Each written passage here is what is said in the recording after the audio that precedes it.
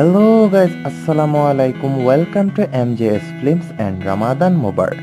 Today I'm gonna show you how to install bike headlamp, because on this bike headlamp is too poor at night time and I cannot see anything clearly. So I decided to install this headlamp on it. So let's start.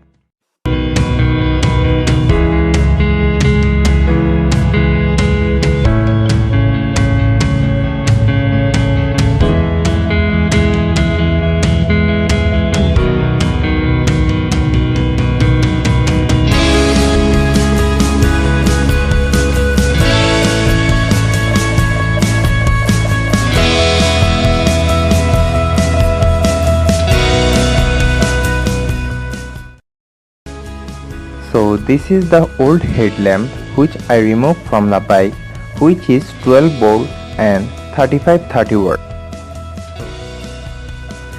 And this is the Nissai H4 Halogen headlamp, which is 12 volt and 195 watt.